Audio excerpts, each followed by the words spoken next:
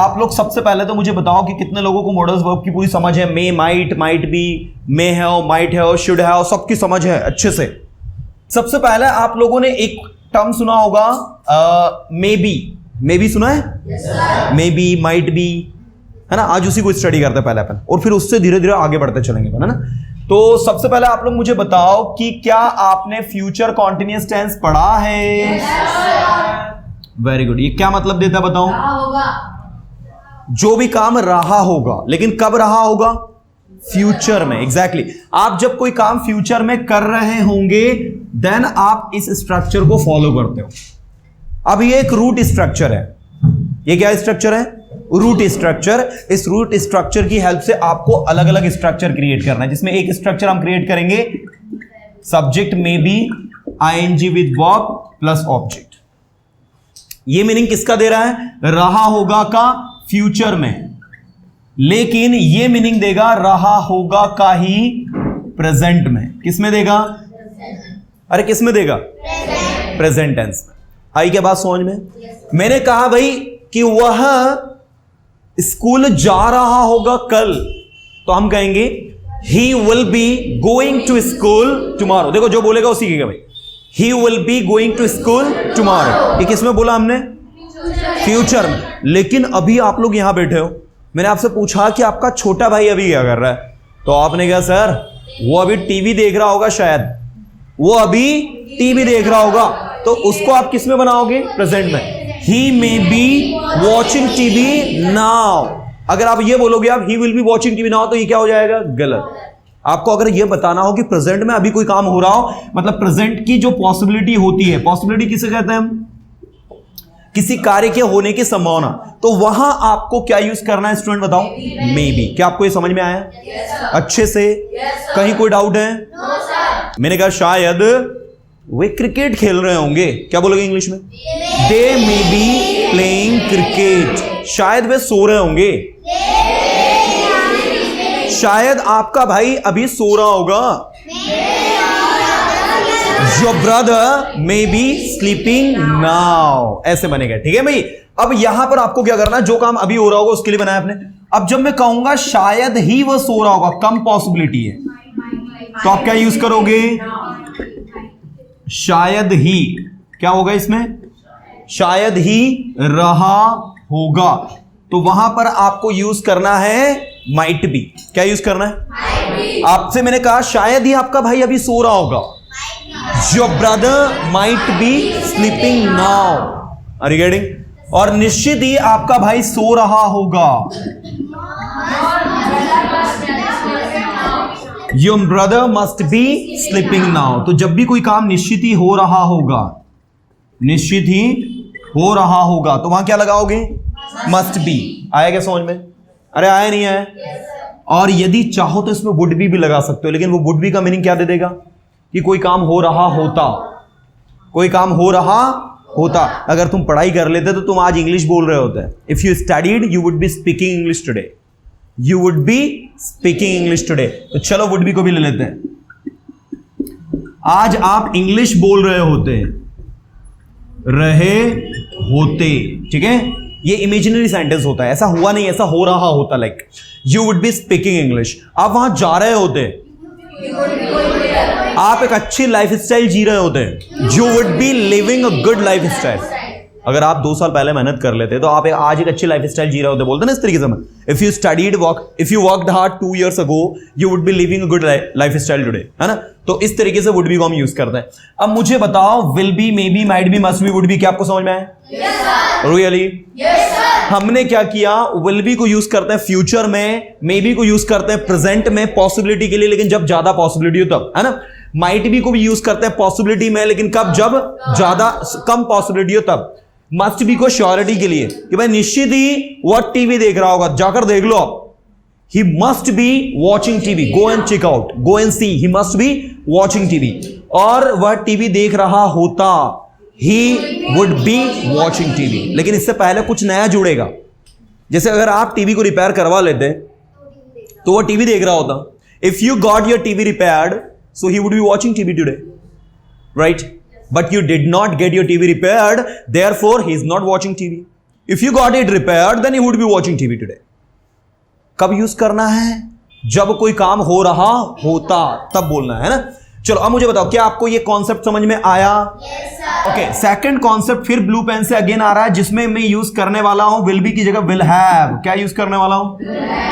V3 plus object. कोई काम आप कर चुके होंगे, लेकिन कब कर चुके होंगे? फ्यूचर में, राइट? जैसे आपने कहा कल तक, बाय टुमारो। कल तक, अगले मंडे तक,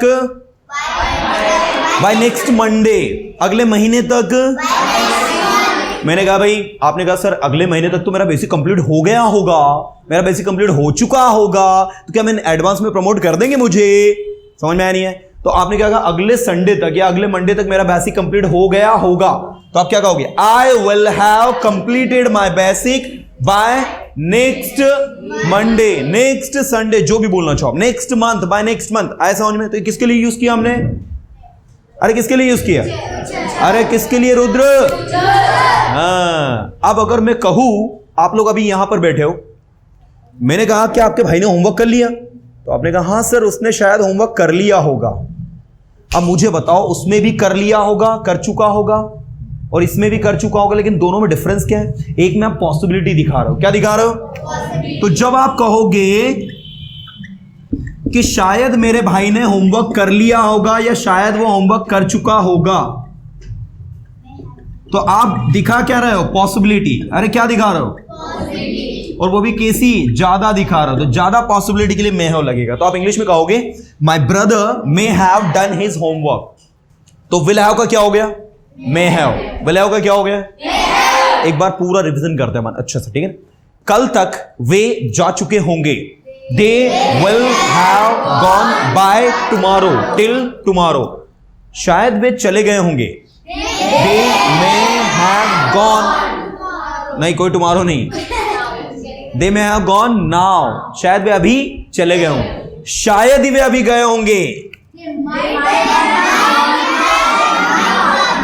they might have gone now. निश्चित ही वे चले गए होंगे, दे मस्ट हैव। तो कुछ आया समझ में? दिस इज द कॉन्सेप्ट, ठीक है? और इसी तरीके से आप चाहो ना तो एक और क्या यूज कर सकते हो? वे चले गए होते, दे वुड हैव गॉन, गए होते, ठीक है? शायद ही चुका होगा या गया होगा, और निश्चित ही। आ रही बात समझ में? तो ये इस तरीके से आपका वर्क करता है। अब मुझे बताओ, आपने विल हैव से क्या बनाया है? मे have, might have, must have, would have. आया समझ में? ऐसे ही आपने विल बी से क्या बनाया है? मे be, might be, must be, would B. क्या आपको समझ में आ रहा है क्या पढ़ रहे हैं हम लोग? अगर ये आपको समझ में आ रहा है तो इसके नीचे मैं आपको जो पढ़ाने वाला हूं, that is going to be more interesting. आपको वो खुद बनाना, मैं नहीं बनाने वाला हूं, वो आप खुद बनाएंगे। बना लेंगे?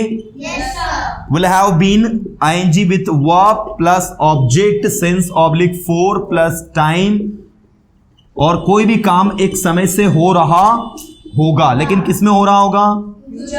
फ्यूचर में। आएगा समझ में?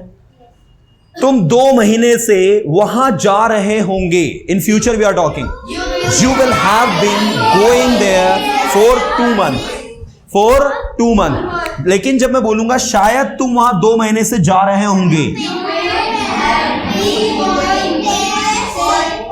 You may have been going there for 2 months। शायद ही तुम वहां 2 महीने से जा रहे होंगे,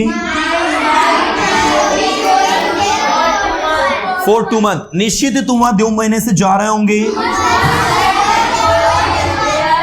You must have been going there for 2 months। और अगर मैं कहूंगा तुम 2 महीने से वहां जा रहे होते,